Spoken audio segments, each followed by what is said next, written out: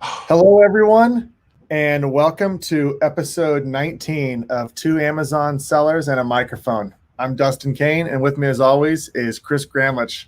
What's up, Chris? Not much. How you doing? I'm great. I'm great. It's another Chiefs day in Kansas City here. We've got some early Monday Night Football, so it's going to be exciting tonight. Yeah, I can't wait. And it's 4 o'clock game, so we may be checking out a little early today. Yeah, yeah. We started our recording a little early just to make sure we make it. So it always makes it fun around here. But today's going to be good. Today we're going to be talking about 5 common mistakes to avoid as a new Amazon FBA seller. And boy, did we make some of these mistakes ourselves. Yeah, these are things that you and I both went through. So this is going to be good to kind of touch on these. So you as new sellers or people that are currently selling, avoid these because these are headaches that you and I have both went through. And these are easy traps to fall into as well. And you'll see as we go through these. So it's just take our advice on this, that you definitely want to avoid these mistakes right off the bat. So let's get started. Let's start with common mistake number 1, and that's picking a super competitive product. This is a killer. Yeah, this can just burn your money. You're going to get into something that's super competitive. And by super competitive, like if you're looking for a product and you go to page 1 for the product and there is over like 2 or 3 or even 4 or 5 sellers that have over 1,000 reviews, that right there just tells you to move on to the next one. So if you're looking for a product and on page 1, there you see thousands and thousands of reviews, and that should tell you a red flag. Move on to the next. Yeah. But if you do this and you pick a too competitive product, it's going to be hard for you to compete with those sellers that have those thousands of reviews. Not only on like review count, but pricing, their images. I mean, they got history. They're running probably really competitive ads. So just move on. And that's the first thing I do when looking for a new product. If it's over 1,000 reviews and there's over 3 or 4 sellers on page 1 that have over 1,000 reviews, I'll go on to the next one. Yeah, and this doesn't mean you can't compete with them. It's just going to be cost prohibitive, like you said. I mean, it would take you so much time and money to outrank them that it's just not worth it, especially if it's your first product and you have a limited budget.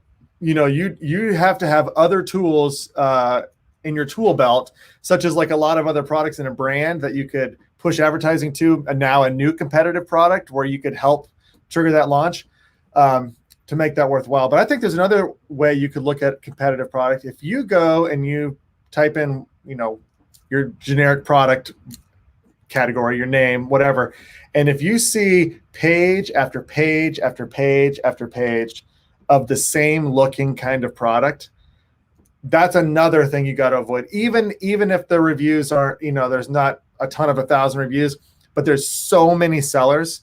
Those are going to be all the sellers that are typically what happens is they'll be frustrated. One seller will be frustrated, so they'll lower their price to liquidate. So they'll capture all the sales for a little while.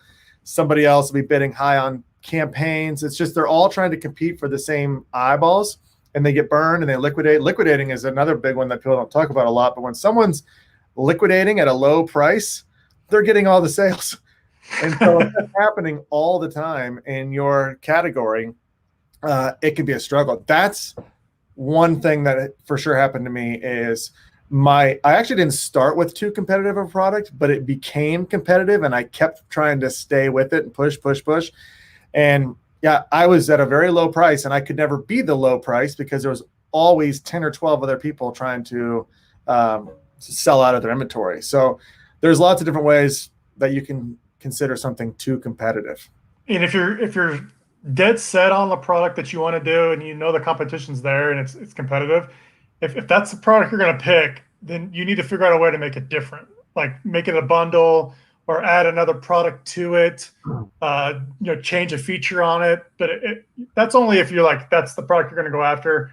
Then figure out a way to make it different because you don't want to just be selling another, mouse pad or dog brush. You want to figure out a way to make it different from those that are on page 1. So those are just that's the first one. If it's too competitive, move on. But if you're going to stick with it, figure out a way to make it better. Because again, like you mentioned, you're going to just be spinning your wheels. Yeah. And another thing, just to stay on this topic, is whatever you do, don't jump onto a trend or a fad. If something is trendy or it's a fad right now, by the time you go through all the hoops to get onto Amazon, that trend could be dead. It could be saturated. People could, like we said, have already been burned and liquidating. So that's a common mistake, because you assume because it's so popular that it's a good avenue to go down, and it's definitely not. You'll get burned. I've got a great story on that. Fidget spinners. Yeah, do you feel like talking about it? Sure. Yeah. So I was a well-established seller by this point. I should have known better. This was by the time the fidget spinner crazy came on, I was already dealing with a supplier that had them. So I was like, let me just do this real quick. This will be a quick test. I ordered a couple thousand units. They were cheap. Got them into FBA. So laid out the initial capital, got them shipped. They go to FBA right now. Fidget spinners got to be like one of the #1 search terms on Amazon at that time. I mean, they were flying off, and I was doing a bunch of competitor analysis. You could see people out there were selling 500,000 units a day of these suckers. And when was this? Like 2017, early 18? Yeah, I think 2017, I believe, is what it was.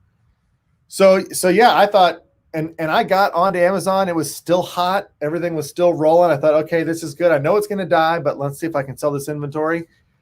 The second my inventory hit Amazon, it was live for 1 day. I made 2 sales, and then Amazon shut down that category. There was all this craziness about fidget spinners like being a choking hazard or causing all these issues with kids.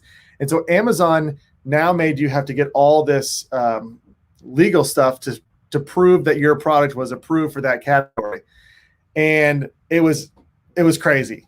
So I basically brought all that inventory back to me. So another cost. And then I had a garage sale in my front yard and sold them for 50 cents a piece. And I was the most popular guy in my neighborhood. I should have gone that route initially. But yeah, that's just a cautionary tale.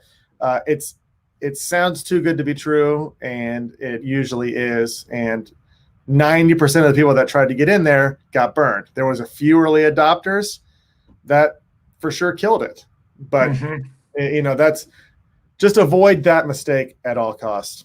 That's a good lesson there. I think when I first heard that from you, I was like, man, I am going to stay away from fads. Like if it's something that's hot right now, I'm not even going to invest in it. I'll stick with my brand.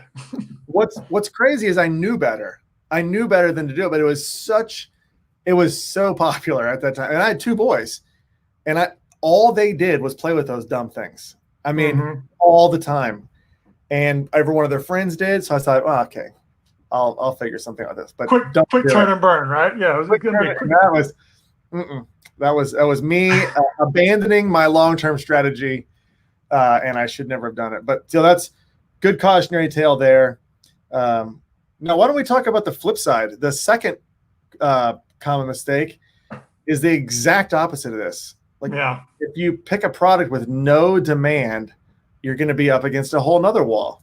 Yeah. And the reason for this one is you'll do product research, and you may search like one keyword or one search phrase, and it may have really good demand as far as like the volume that is pulling back as far as search demand.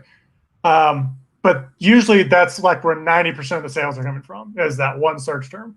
And so if you're doing product research and you can't find at least like 5 or 6 or 7 keywords or search terms that would be a good target for you to go after when your product is live, then there's probably not a lot of demand for that. And if you do go after that product, all the sellers are going to go after that one search term, and you're all going to be fighting for that same search term, and your cost per clicks are going to go up with advertising. You're all going to try to rank for that same keyword. I like to go after products that have like a lot of diversity as far diversification as far as keywords go, because I want to target a lot of little long tail keywords or long search terms or different types of search terms, not just that one. So when doing product research, make sure you pick a product that has search volume spread out amongst different keywords, so you're not just all going after one. And that's where I think this is a good step. Picking a product with no demand. If you feel like it's something that you're going to go after, make sure that there is demand for that product amongst all of the search terms. Yeah. So I think you guys can see the point here is there is a sweet spot. There is a middle ground where you got to find a product that people are looking for, but it's not super saturated, so you can stake your claim. You can gain some real estate in that area and generate sales. And that's that's part of the trick in terms of finding your initial product, is finding that sweet spot where it's not going to cost you that much to compete, but there's still people out there looking for your product. Another interesting one that goes in this with no demand is if you've invented your own new product, or if it's something that the market isn't aware of or doesn't even know it's supposed to be searching for it, you could find yourself in a little bit of a black hole on Amazon where nobody's searching for you and nobody finds you. No matter how cool your product is, you have to, in that case, you have to do a lot of stuff to educate the public that your product is there, and then it fits a need that they have before they even know how to search for it. So that can be tricky because it's hard to do that on Amazon alone. It's hard. It's hard with it's hard to run PPC campaigns for a product that no one knows how to search for. So there's a lot of issues there. So not saying that if you've invented something great, you shouldn't go full throttle after it. You just got to be aware of it's hard to launch on Amazon with no demand. Yeah, and I think the most important thing to take away there is make sure that the search terms you're going to go after, make sure they exist, not just one main search term. Make sure you have at least 5 or 6 search terms that you can target, because we'll talk about Amazon advertising here in a minute, but you want to make sure you could have like 5 or 6 keywords or search terms that you want to target for this new product. And if you can't come up with that, there's probably not a lot of demand for that product. Mm-hmm. Yeah, great point there, Chris. All right, let's move on. Number 3, this is something we see all day, every day, is not spending enough time on your listing. This is a killer. That if you don't have unreal photos, super high quality, lifestyle images, a great title, great bullet points that include all of your potential keywords. If you don't have, it's less important, but if you have the opportunity to have A+ content and you don't have it, that's you're not utilizing everything you can. But the listing is your conversion tool. It doesn't matter how many people go to your listing, how much advertising you run, or how popular the search term is and where you're ranked. If nobody wants to buy your product after looking at the listing because the images are bad, or your competitor who's right next to you looks better and they leave you, you're shooting yourself in the foot. So you have to spend time to make your listing as good as it could possibly be. Yep. And unfortunately, this is where people blame their ad is not performing. My advertising is not doing well. It may not be an ad problem. It may be a listing problem.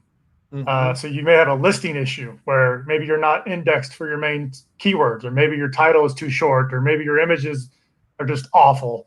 So on past podcasts, you and I both said your listing is your real estate.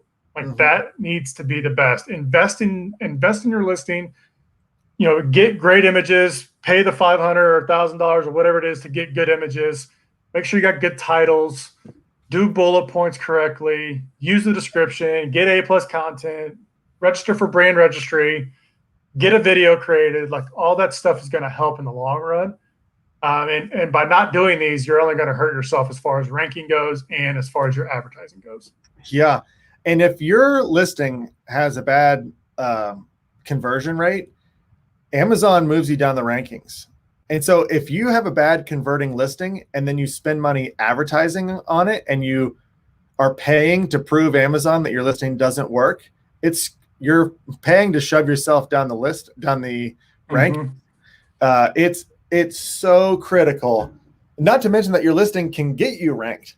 I mean, Mm-hmm. if you've got, which we'll have people on in future episodes that talk about just like search engine optimization for your listing, like best practices for that.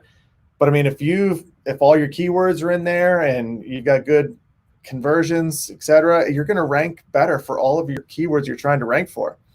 Yeah. So don't skimp out on the listing. And to touch on that for your conversion rate, you can find that in your Amazon account. Look under the unit session percentage. It'll be in your FBA reports section. But you want to know what that unit session percentage is, because that's going to be your conversion rate you're going after.